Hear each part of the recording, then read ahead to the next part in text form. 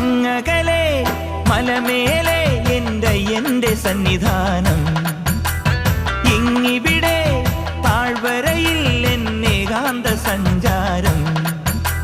ശരണം ശരണം എന്റെ സ്വാമി, എന്റെ വിളിയൊന്നു കേൾക്കെന്റെ സ്വാമി. ഇരുമുടിയേൽക്കൂ സ്വാമി, എന്റെ പാദങ്ങൾ നോവുകയല്ലോ.